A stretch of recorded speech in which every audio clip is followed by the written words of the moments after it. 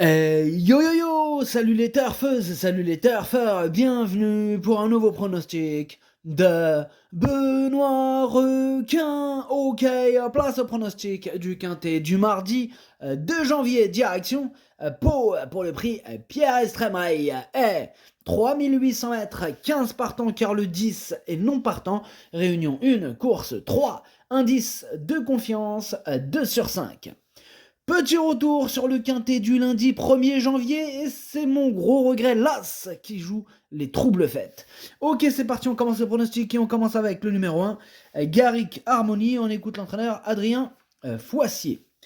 Garrick Harmony n'a malheureusement pas été épargné par les soucis de santé cet automne. Je peux dire que cela se passe au mieux, et même si je ne m'attendais pas à une telle performance dernièrement, j'espérais un joli résultat. Le voir s'imposer est une belle récompense. Toujours en forme, on vient s'essayer à Pau avec les plus hautes ambitions, même s'il devra porter le plus gros poids. Eh bien, même s'il porte ce gros poids de la course, ce numéro 1 me plaît beaucoup. Je l'ai mis très haut, je l'ai mis troisième.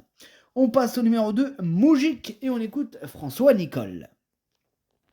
Moujik a réalisé un bel automne avec notamment 2 victoires sur le steeple.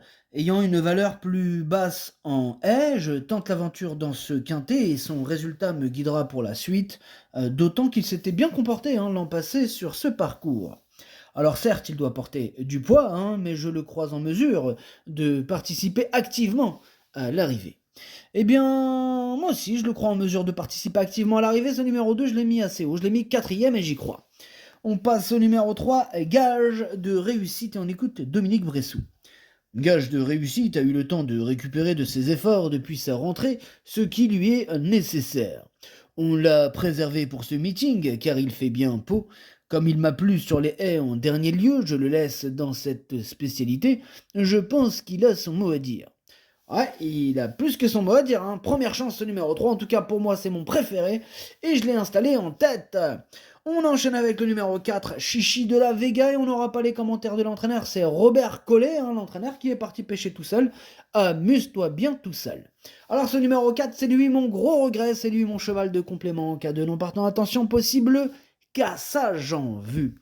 On enchaîne avec le numéro 5, Zourequin. Et on écoute Madame Louisa Carberry. Zourequin reste sur 2 belles prestations à Auteuil. La dernière est excellente et il s'en est fallu de fort peu pour le succès. Il est resté dans une très belle forme et il s'entend parfaitement avec Kevin Nabet. Très efficace sur les pistes lourdes, il s'est déjà mis aussi en évidence sur des pistes plus rapides, comme cela devrait l'être, comme cela devrait l'être ce mardi à Pau. J'espère le voir très bien courir. Eh ben, ce numéro 5, moi, il me plaît beaucoup, j'y crois. Je l'ai mis très haut, je l'ai mis deuxième. On enchaîne avec le numéro 6, Iji. On écoute Madame Isabelle Paco. Iji a réalisé une très belle course de rentrée. À l'aise à Auteuil, elle n'a plus à prouver qu'elle est aussi très à son affaire sur les haies poiloises. Sa valeur handicap reste convenable et avec une course dans les jambes, elle devrait se présenter au mieux. Logiquement, j'en escompte une belle performance. Eh bien, ce numéro 6, moi, il me plaît bien. Je l'ai gardé et je l'ai mis cinquième. On passe au numéro 7, Hermitage. Et on écoute Gabriel Linders. Hermitage a pas mal donné en début de saison et c'est pourquoi j'ai levé le pied après sa course de Wargem fin août.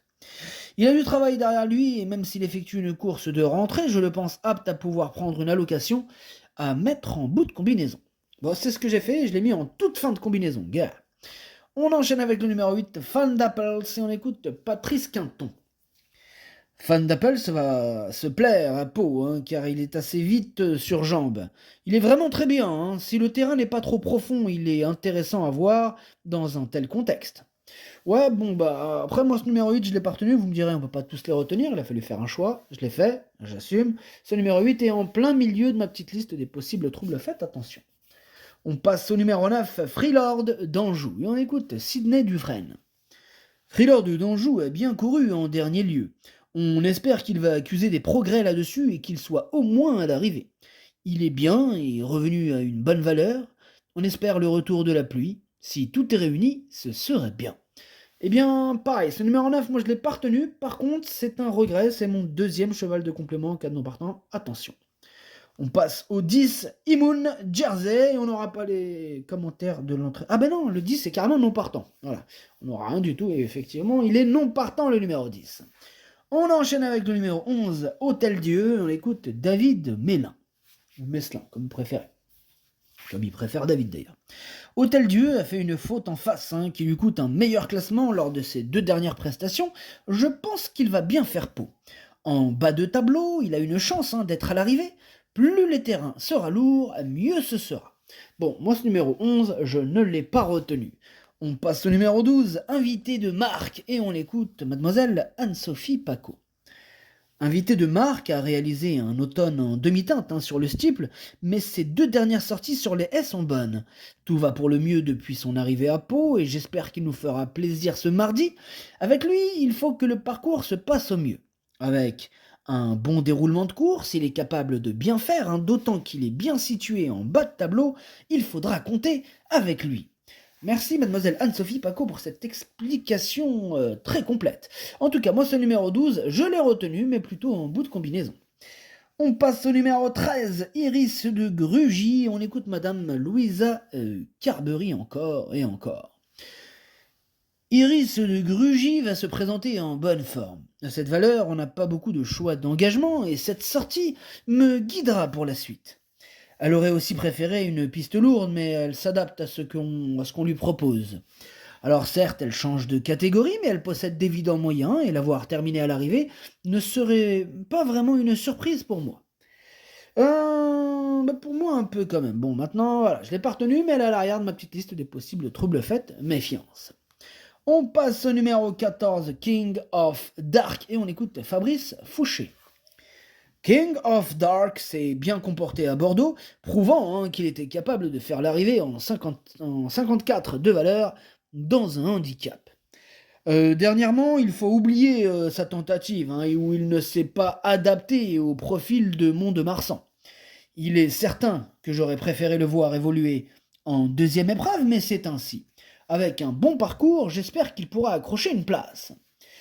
Ouais, j'espère pour toi Fabrice. En tout cas, moi ce numéro 14, je l'ai pas retenu, mais c'est lui le chef et le capitaine de ma petite liste des possibles casseurs de tickets repérés, attention. On passe au numéro 15, Inside Montliou, on écoute Erwan Graal. Inside Montliou me semble en très belle forme et il va retrouver mardi un parcours qui lui avait réussi l'an passé. Préserver cette saison en vue de ce meeting palois, cette course arrive à point nommé, bien situé en bas de tableau, j'espère qu'il fera plaisir à tout son entourage, une belle performance est escomptée. Eh bien, j'en escompte aussi une belle performance de cet Inside Montliou. Moi, ce numéro 15, il me plaît bien et je l'ai mis 6e. Et on termine avec le numéro 16, Hot Day, et on écoute Alain Couetil. Hot Day est régulière, endurcie et une course de rentrée dans les jambes qu'il ne faut d'ailleurs pas prendre au pied de la lettre. En outre, c'est une super sauteuse, maniable et à qui le terrain lourd ne pose pas de problème. Elle est très bien et ce quintet n'est pas des plus relevés.